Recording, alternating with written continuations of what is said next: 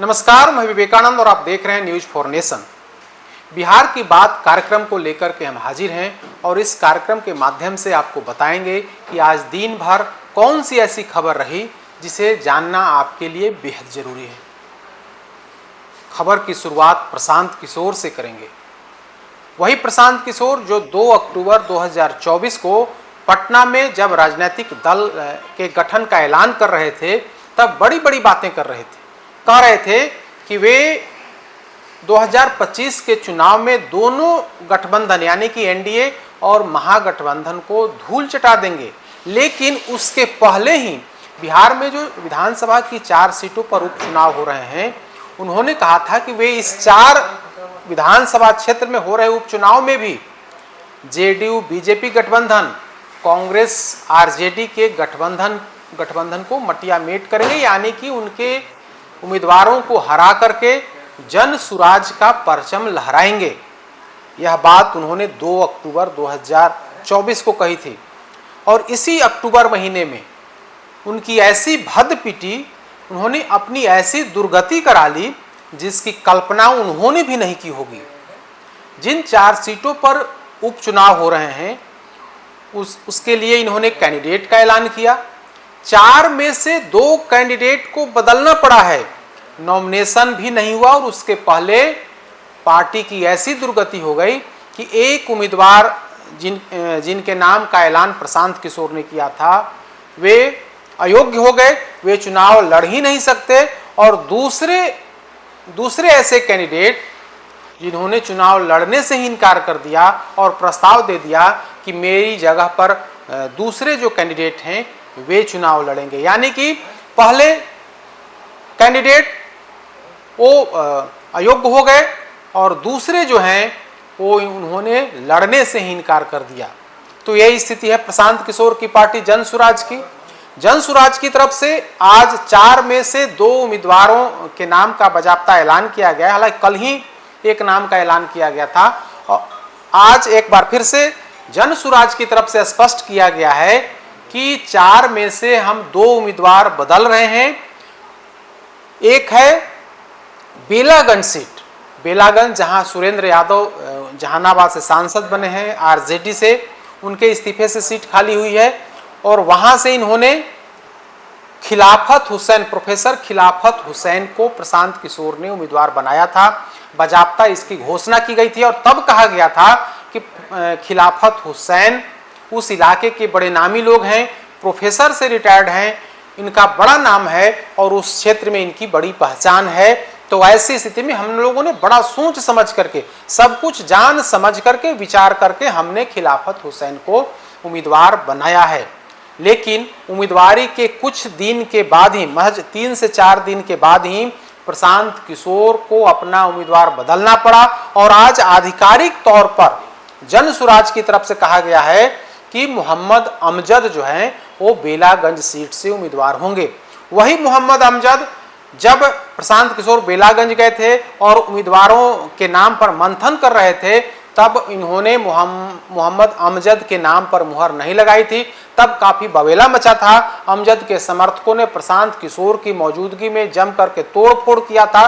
तब पीके ने कहा था कि हम पर कोई चाहे कि दबाव बना ले तो वह मंशा इनकी कामयाब नहीं होगी।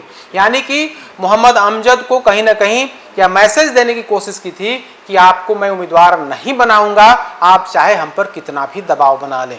लेकिन कुछ दिनों के, बहुत दिन नहीं हुए, 2 से 3 दिनों के बाद ही प्रशांत किशोर ने यू टर्न लिया है, यूं कहें कि पलटी मारी है और जिसे उम्मीदवार बनाया था उनको बेटिकट कर करके खिलाफत हुसैन से उम्मीदवारी वापस लेते हुए एक बार फिर से मोहम्मद अमजद को चुनावी मैदान में उतारने का ऐलान किया है। आज इसकी आधिकारिक तौर पर इसकी जानकारी भी दे दी गई है। मोहम्मद अमजद जो है पहले चुनाव लड़ चुके हैं एनडीए गठबंधन से। 2005 और 2010 में ये चुनाव लड़ चुके हैं बेलागंज सीट से, लेकिन इनकी हार हुई थी। सुरेंद्र प्रसाद यादव ने इन्हें कहीं टिकने नहीं दिया था और सुरेंद्र प्रसाद यादव के हाथों इनकी करारी हार मिली थी। अब मोहम्मद अमजद जन सुराज से, यानी कि जन सुराज के टिकट से चुनावी मैदान में उतरने वाले हैं। प्रशांत किशोर ने अब इन पर दांव लगाया है और कहा जा रहा है खिलाफत हुसैन ने खुद कहा है कि नहीं, हम नहीं बल्कि मेरी जगह पर मोहम्मद अमजद जो हैं वो चुनाव लड़ेंगे, मैं चुनाव नहीं लड़ना चाहता हूं, खास करके उपचुनाव नहीं लड़ना चाहता हूं। ऐसी स्थिति में हमने मोहम्मद अमजद का नाम प्रस्ताव किया है, जिसे पार्टी ने स्वीकार कर लिया है। तो यह हुई बाहर की बात, लेकिन अंदर की जो खबर यही है कि प्रशांत किशोर ने जिस घोड़े पर दांव लगाया था, कहीं ना कहीं चुनावी मैदान में उतरने से पहले ही उन्होंने सरेंडर कर दिया और नेतृत्व के समक्ष कह दिया कि वे चुनाव नहीं लड़ सकते हैं, आप मोहम्मद अमजद को उम्मीदवार बनाइए। यानी कि प्रशांत किशोर के उम्मीदवार जो हैं वे वापस, उन्होंने अपनी उम्मीदवारी वापस ले ली और नेतृत्व से कह दिया कि आपको जिसे चुनाव लड़ाना है लड़ाइए, वे चुनाव नहीं लड़ेंगे। तो इस तरह से जन सुराज रूपी गुब्बारे की हवा निकल गई है, चुनाव से पहले गुब्बारा फुस हो गया है। तो ऐसी स्थिति में कह सकते हैं कि आने वाला जो चुनाव है, जब नामांकन के बाद सभी दल के जो प्रत्याशी चुनाव प्रचार में निकलेंगे, तब जन सुराज की क्या स्थिति होगी आप खुद समझ सकते हैं, जब नामांकन से पहले ही 4 में से 2 कैंडिडेट बदल दिए गए हैं। दूसरी जो बड़ी खबर है वो लालू प्रसाद यादव को लेकर के है। लालू प्रसाद यादव ने आज भाजपाइयों पर, यानी कि भारतीय जनता पार्टी के नेताओं पर और बिहार के मुख्यमंत्री नीतीश कुमार पर बड़ा हमला बोला है। दरअसल केंद्रीय मंत्री और भाजपा के फायर ब्रांड नेता इन दिनों यात्रा पर हैं, यात्रा पर निकले हुए हैं और उन्होंने हिंदू स्वाभिमान यात्रा की शुरुआत की है। भागलपुर से उन्होंने यात्रा की शुरुआत की। हालांकि उनकी इस यात्रा से भाजपा के नेता, भाजपा नेतृत्व जो है वो अपने आप को अलग रखे हुए है। नीतीश कुमार की पार्टी जेडीयू ने भी कहीं ना कहीं गिरिराज सिंह पर सवाल खड़े किए हैं। हालांकि जो निचले स्तर पर जहां गिरिराज सिंह जा रहे हैं, उनकी यात्रा जा रही है, वहां लोकल स्तर पर भाजपा के नेता कार्यकर्ता वहां पर मौजूद रह रहे हैं। तो उसी को लेकर के लालू प्रसाद यादव ने बड़ा हमला बोला है और कहा है कि नीतीश राज और गिरिराज के राज में कोई अंतर, यानी कि नीतीश कुमार और गिरिराज को बराबर तुलना किया और कहा है कि ये लोग दोनों में कोई अंतर नहीं है। गिरिराज सिंह का काम ही है विवाद पैदा करना, उल्टा पुल्टा बोल करके विवाद पैदा करना। लेकिन उन्होंने कहा है कि लालू प्रसाद यादव के रहते, हम लोगों के रहते बिहार में कोई दंगा नहीं करा सकता है। यानी कि लालू प्रसाद यादव ने भाजपाइयों को चेतावनी दी है और कहा है कि आपकी जो मनसा है वो मनसा कामयाब नहीं होगी। जब तक हम लोग हैं, जब तक हम बिहार में हैं, तब तक भाजपाइयों का या फिर नीतीश कुमार की जो मनसा है कि हिंदू और मुसलमान के बीच विवाद पैदा कर दें, उस विवाद को हम लोग पैदा होने नहीं देंगे।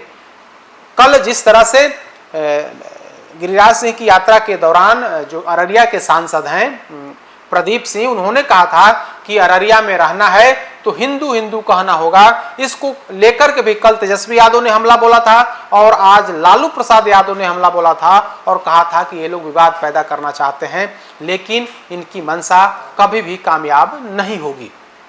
और तीसरी जो महत्वपूर्ण खबर है कि बिहार में जो 4 लोक विधानसभा सीटों पर चुनाव हो रहे हैं, उसको लेकर के एनडीए गठबंधन की तरफ से पूरी तैयारी की जा रही है। 28 तारीख को नीतीश कुमार ने एनडीए गठबंधन के नेताओं, खास करके जेडीयू, बीजेपी, हम चिराग पासवान की पार्टी के नेताओं की बैठक बुलाई है और बैठक से पहले लगातार भारतीय जनता पार्टी अपने संगठन को एक्टिव करने में जुटी हुई है। भाजपा के प्रदेश अध्यक्ष दिलीप जायसवाल ने आज वे गया पहुंचे और गया में, चूंकि गया जिले में 2 सीटों पर उपचुनाव हो रहे हैं, इमामगंज और बेलागंज, तो यह इलाका गया जिला जो है वो काफी महत्वपूर्ण है एनडीए के लिए। एक सीट इमामगंज हिंदुस्तानी अवाम मोर्चा के खाते में है जो एनडीए का पार्ट है, और दूसरी सीट जो बेलागंज है वहां पर जेडीयू के प्रत्याशी मनोरमा देवी चुनावी मैदान में उतर गई हैं। तो वैसी स्थिति में भारतीय जनता पार्टी इस कोशिश में है इस सहयोगी दल के कैंडिडेट होने के बावजूद हमारे तमाम जो कार्यकर्ता जो बूथ स्तर पर हैं उनको हम एक्टिव करें। और इसी के मद्देनजर आज प्रदेश के अध्यक्ष भारतीय जनता पार्टी के दिलीप जायसवाल वे आज गया पहुंचे थे और गया में एनडीए कार्यकर्ताओं नेताओं के साथ बैठक की। उनके साथ जेडीयू के प्रदेश अध्यक्ष उमेश कुशवाहा भी थे। दोनों नेताओं ने कहा कि तमाम कार्यकर्ता जो बूथ लेवल तक फैले हुए हैं वे आज से एक्टिव हो जाएं। कल दोनों कैंडिडेट यानी कि जीतन राम मांझी की जो बहू है दीपा मांझी, वे इमामगंज से एनडीए प्रत्याशी के तौर पर नामांकन दाखिल करेंगी और मनोरमा देवी भी कल ही बेलागंज सीट से अपना नामांकन दाखिल करेंगी। तो इसको लेकर के जेडीयू और बीजेपी के प्रदेश अध्यक्षों ने अपने कार्यकर्ताओं से कहा है कि कहीं कोई चूक नहीं होनी चाहिए, पूरी मुस्तैदी से कल के कार्यक्रम को तो सफल बनाना ही है, नामांकन कार्यक्रम को पूरा शानदार तरीके से आयोजन करना है और उसमें बढ़ चढ़ करके भाग लेना है। लेकिन उसके बाद जो वोटिंग होगा, वोटिंग से पहले चुनाव प्रचार भी पूरे आक्रामक तौर पर करना है, कहीं कोई कमी नहीं रह जाए, बूथ कमेटी को पूरी तरीके से एक्टिव करना है। और इसी को लेकर के दोनों प्रदेश अध्यक्षों ने, एक नीतीश कुमार की पार्टी और भारतीय जनता पार्टी के प्रदेश अध्यक्ष, दोनों प्रदेश अध्यक्षों ने अपने नेताओं कार्यकर्ताओं को पूरी ताकत के साथ सहयोग जीतन राम मांझी की पार्टी के प्रत्याशी दीपा मांझी और जेडीयू के प्रत्याशी मनोरमा देवी के पक्ष में काम करने का निर्देश दिया है। तो ये महत्वपूर्ण खबरें थी। बिहार की बात को हम यहीं पर खत्म करते हैं। कल फिर से बड़ी खबरों के साथ हम हाजिर होंगे। तब तक हमें दीजिए इजाजत। नमस्कार।